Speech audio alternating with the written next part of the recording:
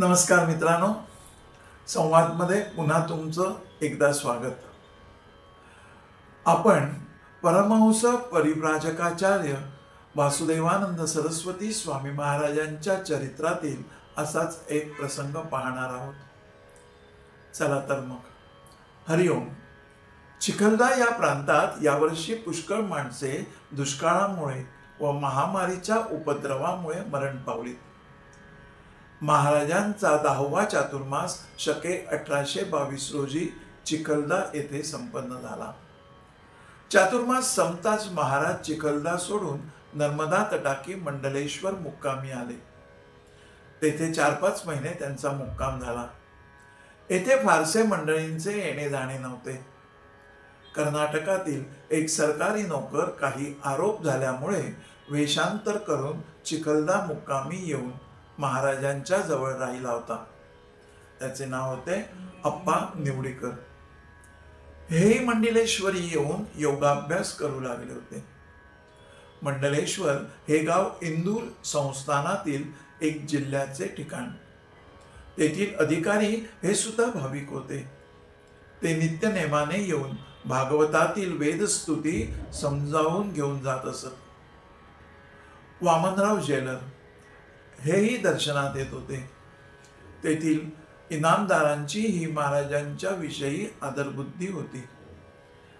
त्यांच्या घरातून महाराजांकरता रोज ताजे गोड ताक येत असे. विश्वेश्वराच्या मंदिरासमोरील एका धर्मशाळेत मोकळ्या अशा पडवीत महाराज राहत असत व रात्री निजण्याकरता दुसऱ्या एका बंदिस्त अशा धर्मशाळेत रात्री निजावयास जात. तेथेच गणेश पुराण सांगत असत.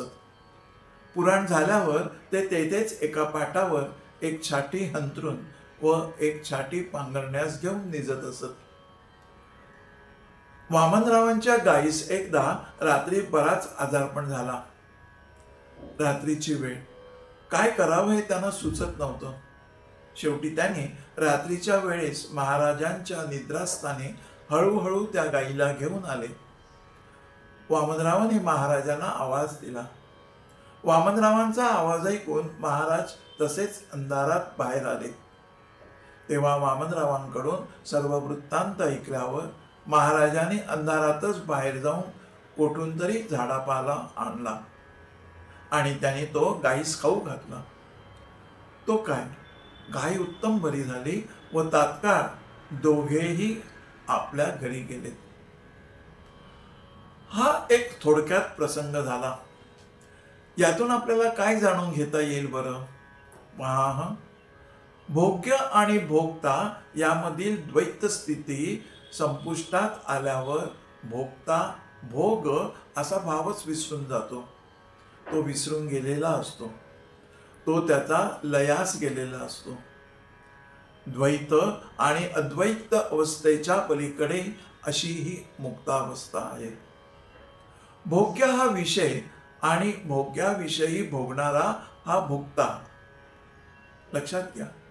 दृश्य आणि द्रष्टा, दृश्य आणि ते दृश्य पाहणारा तो द्रष्टा.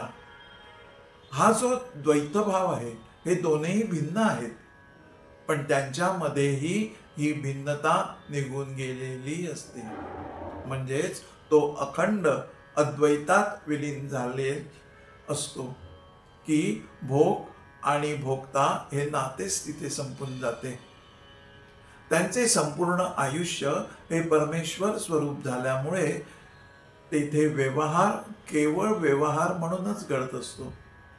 परंतु तो घडत असतानाही त्यांची इंद्रिये या व्यवहारात मुळीच नसतात. ते केवळ कर्म करीत असतात आणि त्यात एक वेगळाच आनंद स्वतः अनुभवित असतात. असा एक अद्वैत आनंद त्यांना मिळत असतो. इथे व्यवहारिक घटना घडत असते, परंतु पारमार्थिक दृष्ट्या तेथे काहीच घडत नसते. असे हे अद्वैत स्वामींच्या ठिकाणी होते. लक्षात आलं? पहा कसं ते. मागे आपण योगाची 8 अंगे पाहिली होती. यम नियमादी, ध्यान आणि समाधी. हा तर अष्टांग योग झाला.